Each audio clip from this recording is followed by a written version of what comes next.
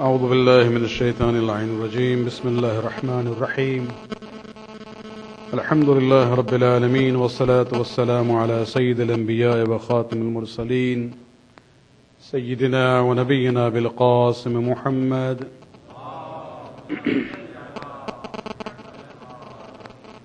وعلى أهل بيته الطيبين الطاهرين المعصومين واللعنة الدائمة الباقية على أعدائهم من الآن إلى قيام يوم الدين.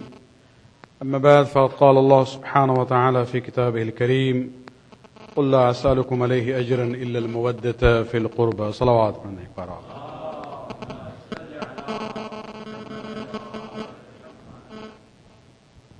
إكبار صلوات.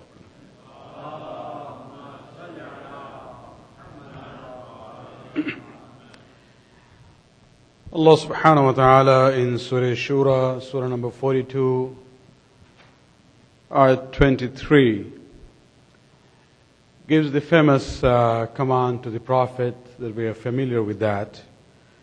Well, Allah says to the Prophet that say to your community, La as'alukum alayhi ajran, that in return for the hard work that I have done in bringing the message of Allah to you, I don't ask for any ajr, for any reward or any kind of compensation, illa al-mawaddata fil qurba, except for one thing, and that is to love my family. And this is the basis of this concept of hub of Ahlul Bayt, which is universally accepted by the Shias and the Sunnis alike.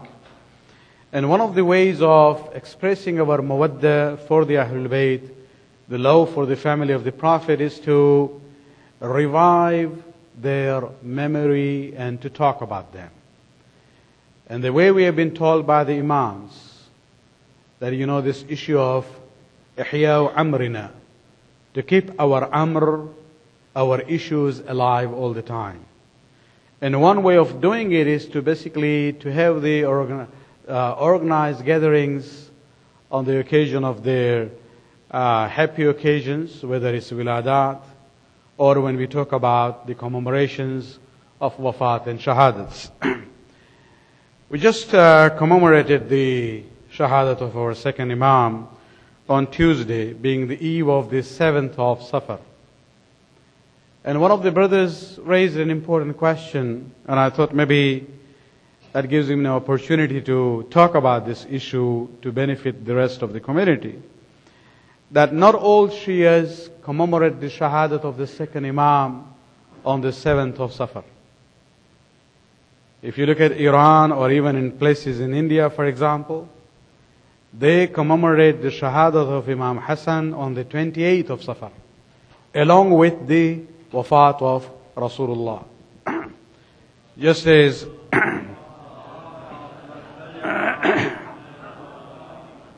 so, for example, in the wiladat of Rasulullah, we also have the wiladat of the sixth Imam. So according to another version, the wafat of Rasulullah on the 28th of Safar, according to a version, even the shahadat of the second Imam happened on the same 28th of Safar. Of course, different years. And so the question came up that we do it on the 7th, whereas, there are many other Shia communities who do it on 28th. Right here in Toronto, if you go to some other Shia centers where they have a majalis continuously from 1st of Muharram to 9th of Rabiul Awwal, they didn't commemorate the shahadat of the second Imam on the 7th. They are going to do it on the 28th.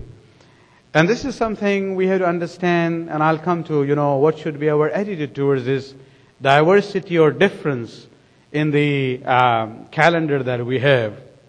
First of all, we have to realize that these religious dates, these were not cast on stone from day one. These are things which have gradually evolved in the Shia history. As the Shias became more confident of themselves as an independent community, they started to organize themselves, have things. And so you will see that many of these things that we do are actually based on what I call regional preferences. Now we know that the world is known as a global village. The whole world is a small place. But this is a very, very recent and new phenomenon. If you look at the vast history of Muslims and the human history, you will see that people were not that much interconnected to one another as nations. They didn't know about other nations that much. The means of communication were not that fast and widespread as we have now. And so, there was no concept of global village. And so what happened was people lived in their own geographical areas, interacted with the people of their own ethno-cultural, community, speaking their own languages, and they didn't know much about others. If you look at the Shia community, you look at from the coast of the Mediterranean, you have the Shia community in Lebanon, then you have the Shia community in Iraq, then you have the Shia community in Iran, then you have in Bahrain and the eastern province of Arabia, then you go into Afghanistan, you have a Shia community there, and then you look at the pre-partition India. And of course, if you look at, majority of people who come from East Africa, there was, the Khoja Shia Snashri community in the coast of East Africa. And so these people, basically the Shias, lived in their own confines, their own geographical areas. Not, I would say, vast majority of them did not even travel to other places. Probably majority of them did not even know that there are Shias of other kinds who speak different language, who might be doing the rituals slightly differently from the way we do it. And because the most that the people would travel those days would be for what? For ziyarat or hajj. And that also was not that common, not that easy. People would go only once in their lifetime. And so, when you look at the Shia communities, this is where you see that, people used to do things according to their own regional cultural restraints. They didn't know much about what others are doing. One of the examples is this issue of observing religious events as far as the wiladat and the wafat are concerned. It is not universally done by the Shias from Mediterranean coast to, Bangladesh, for example, or going from Azerbaijan to East Africa. No. People, according to their own, because the historical sources that we have about our imams are not unanimous on all issues. Especially when it comes to the dates of the events. When did this happen? Yes, some of them are very clear. All Shias observe those events on the same day. But there is a variety of it. And this is where we see that even among historians, if you go back to the early days of the Ghaibat, Sheikh Kulaini, who compiled Usul Kafi. You look at Sheikh Mufid, who wrote Kitab al-Irshad. You compare their books, even in their own books, they will say, this Imam was born according to one version on this day, and according to another version on this day. Or they will give even a longer list of the variety. Of course, they will say, we prefer this and that date out of those different varieties that they are giving. And so this differences has been there. Later on, when the Shia communities established themselves in different parts of the world, the ulama of the early days who were there, in the formation of the Shia communities, and the elders, basically they looked at their own resources and they preferred one date over the other. And that became part of the religious calendar. If you look at, for example, the Shias who come from the Indian background, they're probably the most influential book which was there till very recent past was Tuhfatul Awam. Tuhfatul Awam, something similar to Mafatihul Jinan. And this became a book which was in every Shia household. Besides the Quran, everybody had Tuhfatul Awam. Actually, it was one of the items given in marriage to the daughter, part of the Jahiz. And so the dates written there became standard, used by the community in that area. Even then, for example, if you look at the Gujarati community, Haji Naji came in looking at the same kinds of, sources, formulated the calendar that the Gujarati Shias use. You look at Iran at the moment. Mafatihul Jinan became the most famous book of rituals. And because it became very famous, and the same compiler of Mafatihul Jinan, Sheikh Abbas Qummi, is also the author of a very famous book on the biography of the Ma'sumin, known as Muntaha al-Amal in Arabic, in Farsi. That also became a very famous book. And so the versions that he gave became more, preferred in that Farsi-speaking community. And so this is where we have to realize that, different Shia communities in different parts of the world, observe some of the wafat and the wiladats of the ma'sumin different from the other communities. Salawat alayhi. As long as the people lived in their own geographical and cultural confines, there was no problem.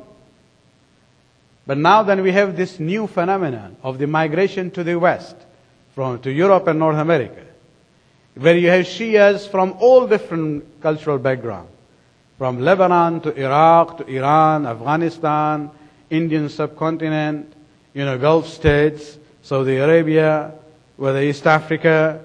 And so now you have, for example, in one city in the West, whether it's London or New York or Toronto, you have different Shia centers who come from different cultural backgrounds. And if you look at that calendar and the way they observe the events, many of them are common. But you will see there is also differences there.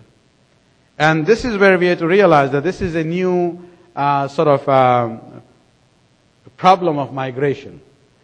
And what do? Do we fight against one another? Oh, I'm right and you're wrong? No.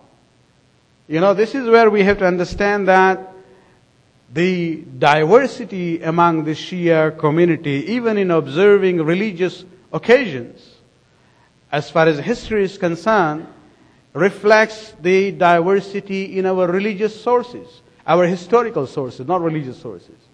Because you pick up any book of history of the A'imma, for example, you will not very rarely find that they will give you one date. They will always say this is the preferred one, but they will say there are other narrations giving different dates for the wiladat of this Imam or the wafat of that Imam. Salawat.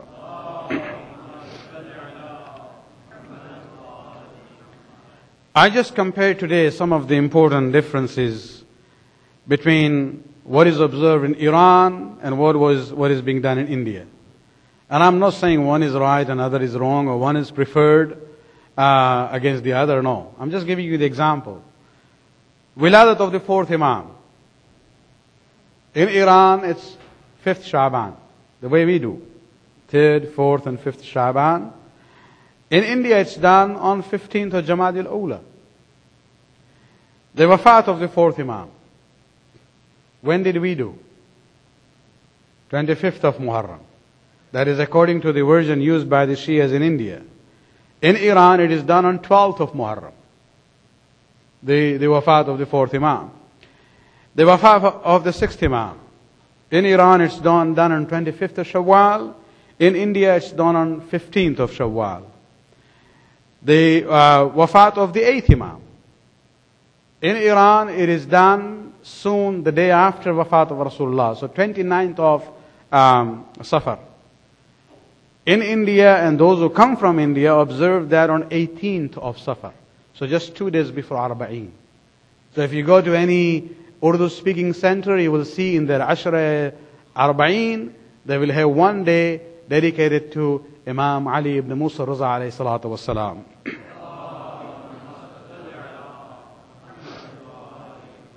Baby Zainab's wafat. In Iran, it's on 15th Rajab. In South India, it was observed on 24th of Safar. Even in India, between South India and Lucknow and UP area in north, compared to Hyderabad in the south, even there was differences. And wafat of Bibi Fatima, salawatullah alayha.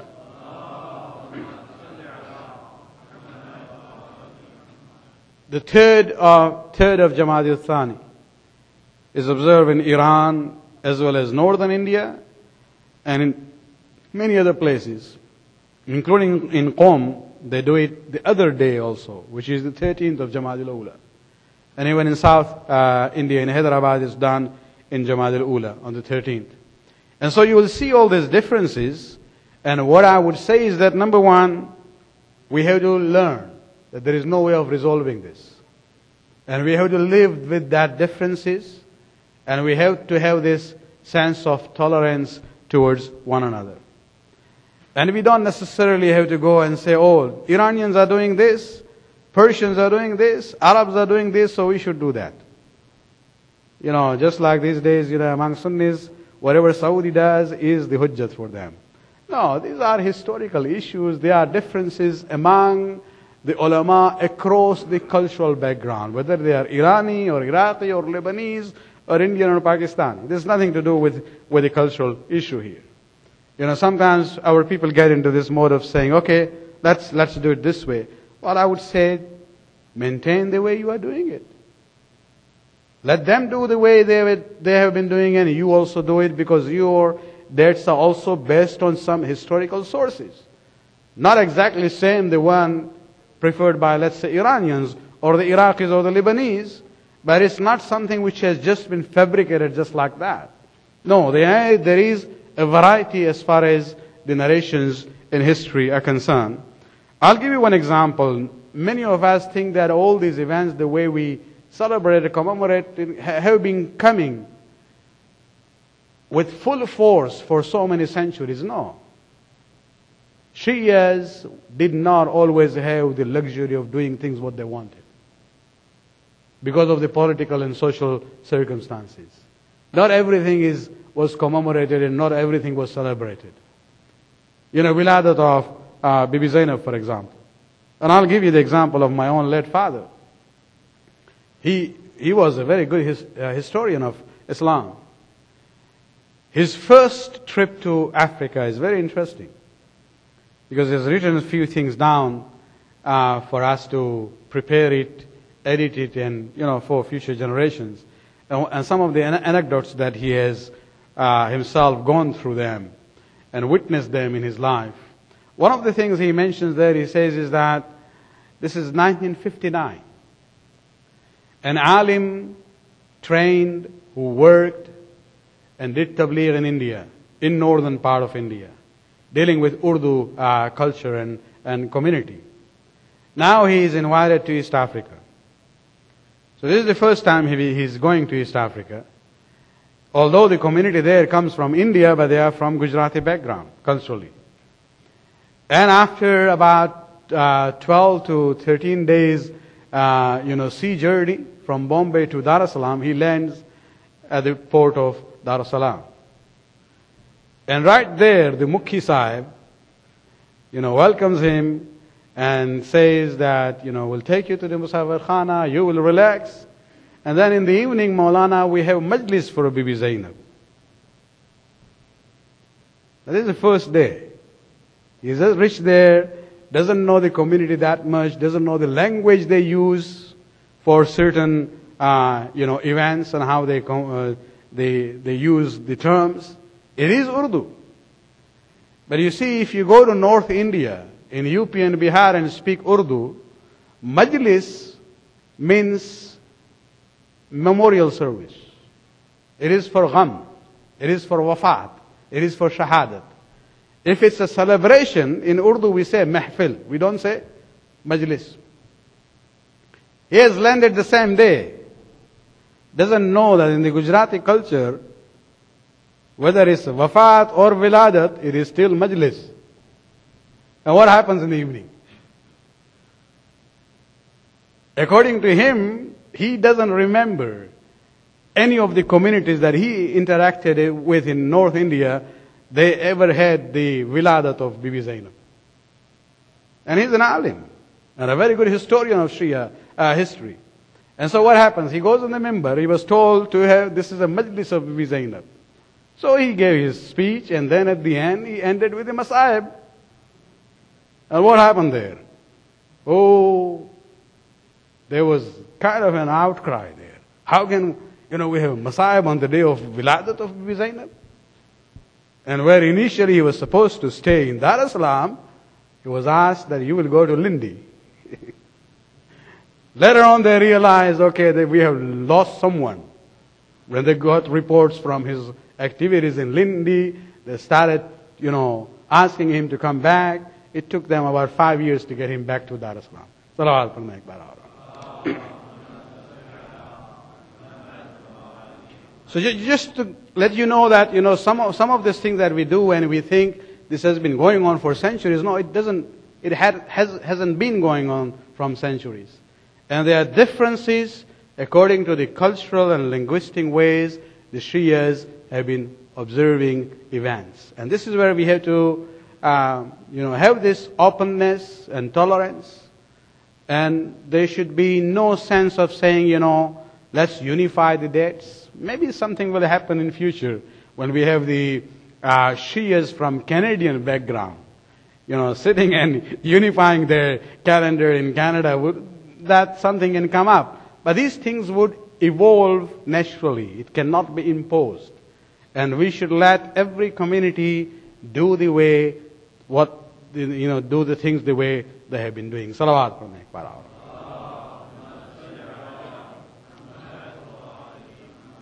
On the same thing, let me just add one more thing I've been hearing, and this is especially from the ladies,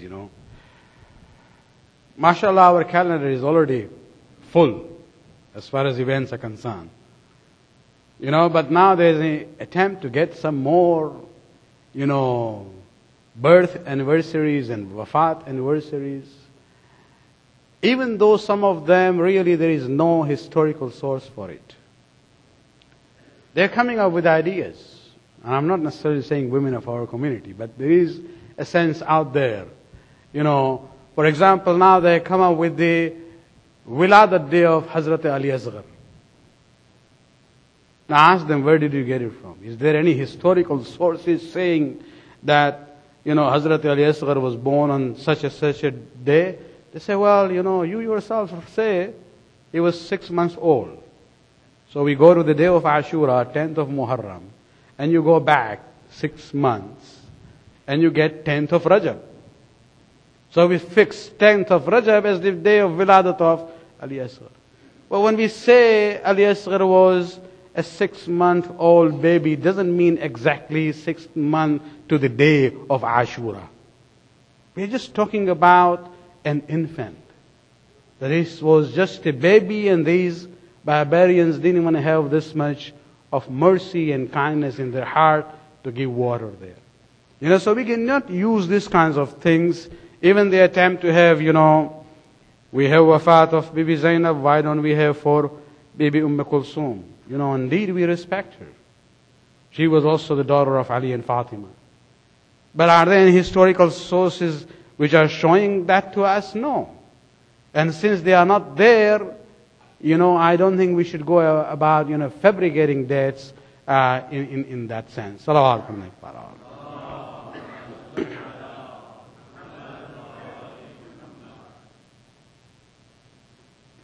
Going back to the issue of the commemoration that we had for the Shahadat of the second Imam on Tuesday, being the eve of 7th Safar.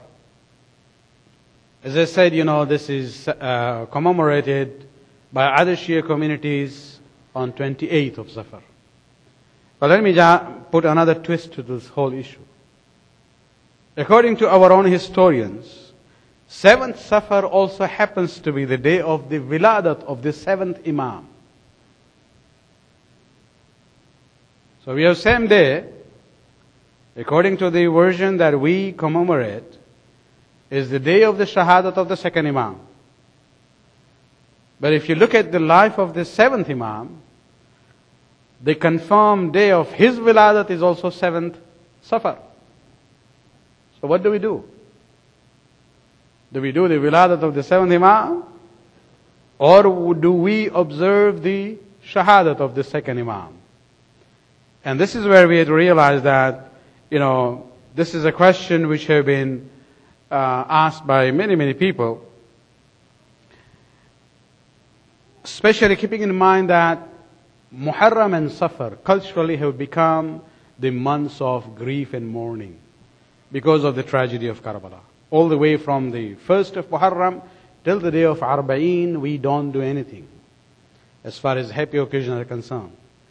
These days are associated with the events of Karbala. And so the issue comes up that what do we do? Do we celebrate the birth of the 7th Imam? Or do we commemorate the shahadat of the 2nd Imam? This was a question which was even put to the Maraji of Qum. Especially keeping in mind that in Iran, the 7th of Safar is not being observed as the day of the shahadat of the 2nd Imam. They do it on 28th. And so in their calendar it just says Wiladat of the 7th Imam. And so keeping that in mind, it was important that this question, when it was sent to the Maraji, almost all of them, and we have, it is available online, the actual response which came from Ayatollah Wahid Khurasani, Ayatollah Lutfullah Safi, Ayatollah Ruhani, Ayatollah Shabiri Zanjani, and even the late Ayatollah Jawad Tabrizi, the late Ayatollah Bahjat, as well as the late Ayatollah Fazil Lankarani. These were questions which had been asked a few years ago. And all of them agree. The sense we have two narrations. One of the shahadat of the 2nd Imam, other is the wiladat of the 7th Imam. It is better to do the aza of Imam Hassan alayhi salam.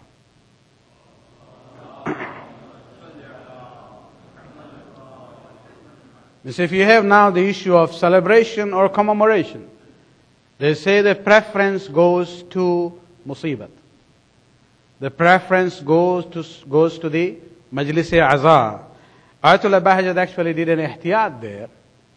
And very beautifully he says, have the majlis-e-aza for Imam Hassan on that day, but mention the fazail of the 7th Imam and end with the masaib of the 2nd Imam. This is how you will be able to, in a way, combine both demands. And so this is where we have to see that, the underlying basis of the answer that the Maraji of Qum have given is that mourning, azadari takes precedence over celebrations. And this will be a guide for the question I've been hearing. Some people have told me from the youths that since the new year came, during the Muharram and Safar last year, even this year, there has been discussion whether we should even greet New Year to our Christian friends during this time or not. And people had different views. And this is where we have to realize that when it comes to especially our own events, when we talk about our personal birthdays or cultural national celebrations, when it comes to the time of the Azah during Muharram and Safar, Azadari takes precedence over every and any kind of celebration that we would have, whether it's personal or cultural or a national kind. Salawat padne ek baar aur.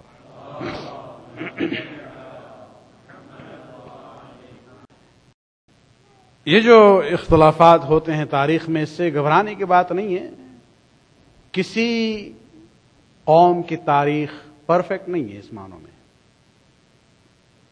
कि उनकी यहाँ जो है हर चीज जो है exactly वही हो जो आप समझते हैं. अभी अभी देख लें, दिसंबर और जनवरी आया है.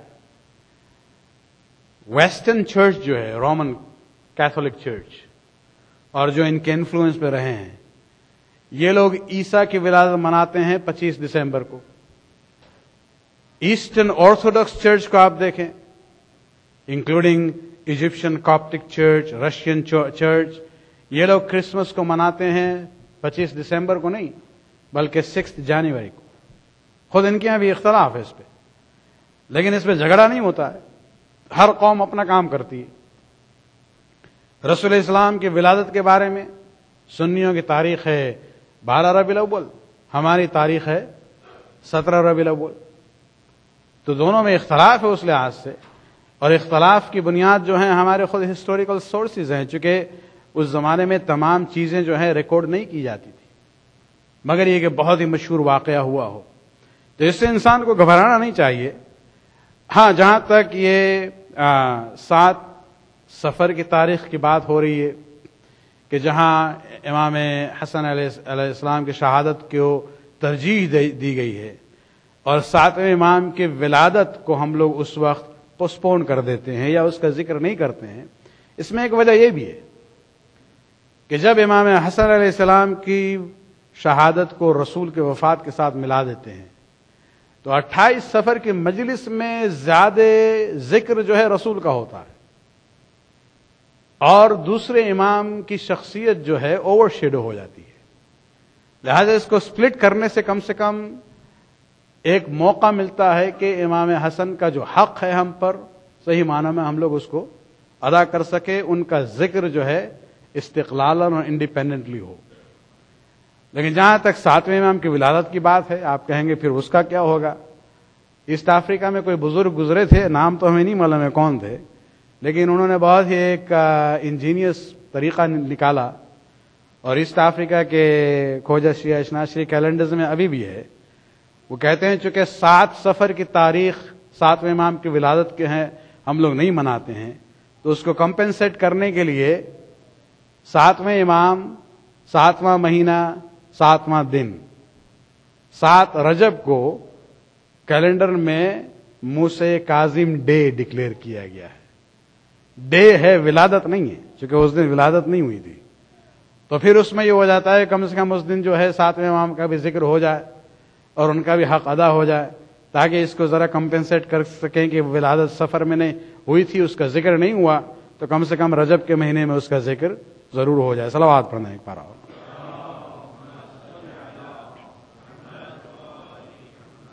ہمیں ائمہ اور رسول کے تعلق سے جو مناسبات ہیں اس کو اس طرح سے منانا چاہیے، بچوں کو اس طرح سے سمجھانا چاہیے تاکہ ان کے دل و دماغ میں یہ بات آٹومیٹکلی آ جائے کہ اگر کبھی بھی کانفلکٹ ہو جائے سیلیبریشن میں اور کمیموریشن میں، چاہے وہ سیلیبریشن ہمارا اپنا ہو، ذاتی ہو، برتھ ڈے کی بات ہے، گریجویشن کے سیلیبریشن کی بات ہے، یا جو بھی ہے، کہ وہ بچہ جو ہے آٹومیٹکلی خود بخود اس کے دل میں یہ خیال آئے کہ نہیں، یہ محرم کا مہینہ ہے، یہ سفر کا مہینہ ہے، یہ عزاداری کا زمانہ ہے، ہم اپنی خوشیوں کو پوسٹپون کر دیں گے، بعد میں منائیں گے، لیکن یہ امام کے جو غم کا زمانہ ہے اس کو ہم پریفرنس دیں۔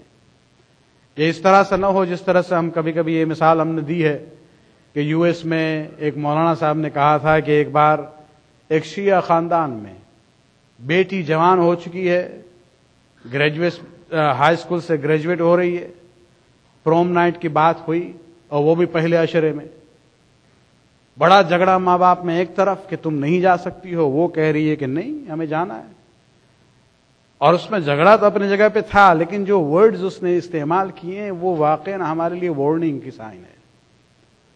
جب بیٹی اپنے باپ سے کہے کہ تمہارا عاشورہ ہر سال آتا ہے اور میری پروم نائٹ زندگی میں ایک بار آئے گی، جہاں اس نے عاشورہ کو آپ کا بتایا، اپنا نہیں بتایا، اس کا مطلب یہ ہے کہ یہ جنریشن گیپ آ گیا ہے۔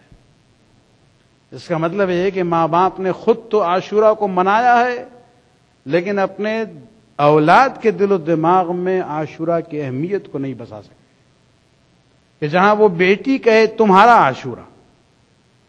لہذا اس بات کو سمجھنا چاہیے کہ ہمیں جو خود اپنی زندگی میں یہ جو پریفرنسز کی بات ہوتی ہے، ترجیحات کی بات ہوتی ہے، خود ہم مثال قائم کریں اپنے بچوں کے لیے کہ اگر ہمارے لیے یہ معاملات ہو جائیں، یہ زیارت ہم پڑھتے ہیں، قلبی لقلبکم سلم، میرا دل جو ہے آپ کے دل کی تابع ہے، وعمری لعمرکم متبع، اور میرے معاملات جو ہیں آپ کے حکم کے تابع ہیں، یعنی آپ کی جب بات آتی ہے تب ہمارا وجود کچھ نہیں ہے، آپ کی پسند، آپ کی ناپسند، آپ کے پریفرنس، آپ کو پروہیبیشن، یہ ہمارے لیے پہلی بات ہو جانی چاہیے۔ عاشور کے دن آپ دیکھیں، جناب مسلم بن اوسجہ جب حملہ ہوا ایک بار اور اصحاب نے اس حملے کو روکا ہے، اور گرد غبار جب بیٹھا ہے امام حسین نے دیکھا کہ ان کے کئی اصحاب جو ہیں زخمی ہو چکے ہیں، کچھ شہید ہو چکے ہیں۔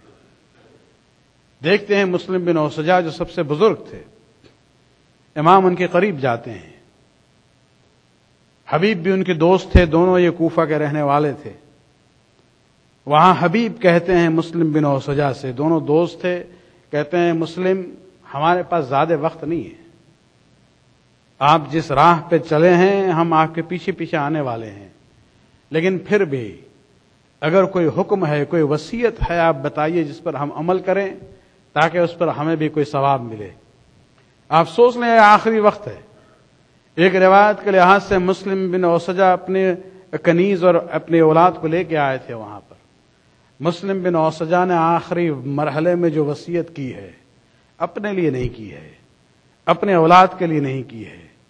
جناب حبیب کی طرف دیکھ کے امام کی طرف ہاتھ اٹھاتے ہیں اور کہتے ہیں اوسی کا بحاذا، اے حبیب میری وصیت صرف ایک ہے، اور وصیت یہ ہے کہ یہ نہ ہو کہ تم زندہ رہو اور حسین پہ کوئی زخم لگ جائے، بس یہی وصیت ہے اور کچھ نہیں ہے۔ آخری وقت میں بھی ان کی ترجیحات، ان کے پسند ناپسند سوائے امام وقت کے اور کچھ نہیں تھا۔ اور حبیب نے یہی کہا ہے کہ حبیب یقیناً آپ نے بہت اچھی وصیت کی ہے اور ہم یقیناً اس پر عمل کریں گے۔ اور آپ دیکھیں کہ وہ وقت بھی آتا ہے کہ جب امام نے نماز کے لیے جنگ کو روکنا چاہا، اس وقت جب حسین بن نمیر نے کہا کہ نماز پڑھ کے آپ کیا کریں گے، نعوذ باللہ اس نے ایک جملہ کہا ہے صلاتک لا تقبل، کہ آپ کی نماز قبول نہیں ہوگی۔ حبیب سے یہ برداشت نہ ہو سکا، تلوار نکال کے حسین بن نمیر پر حملہ کرتے ہیں، اسے گھوڑے سے گرا دیتے ہیں، اور پھر چاروں طرف سے جو حملہ ہوتا ہے جناب حبیب گھوڑے زمین پر بیٹھ جاتے ہیں، اور ایک ملعون آتا ہے نیزے سے وار کرتا ہے جناب حبیب کے پشت پر۔ اس طرح سے وار ہوا تھا کہ جناب حبیب کی روح جو ہے جسم سے جدا ہو جاتی ہے۔ امام جاتے ہیں، دیکھتے ہیں کہ پہنچتے پہنچتے جناب حبیب کے سر کو تن سے جدا کر دیا گیا تھا۔ جب یہ قافلہ کوفہ پہنچا ہے تو ایک قاتل جس کے گھوڑے کی گردن میں جناب حبیب کا سر لٹک رہا تھا، وہ دیکھتا ہے کہ ایک جوان پیچھے پیچھے جا رہا ہے۔ جب مڑ کے وہ پوچھتا ہے میرے پیچھے پیچھے کیوں آتے ہو، تب وہ کہتا ہے میرا نام قاسم بن حبیب ہے، یہ میرے بابا کا سر ہے، مجھ سے یہ صبر نہیں ہو رہا ہے، دے دو کہ ہم دفن کر دے۔ اس وقت بس ایک جملہ ہم کہیں گے، اے قاسم بن حبیب یہاں ایک سر کا معاملہ ہے، نظروں کو اٹھا کے تو دیکھو، عابد بیمار کی کیفیت کو سمجھنے کی کوشش کرو، وہاں 18 بنو ہاشم کے سر کا معاملہ ہے۔ الا لعنۃ اللہ علی القوم الظالمین سیعلم الذین ظلموا ای منقلب ینقلبون۔ خداوند اس عبادت قبول فرما، ہمارے گناہوں کو معاف فرما، امام کے ظہور میں تعاجل فرما۔ ربنا تقبل منا انک انت السمیع العلیم۔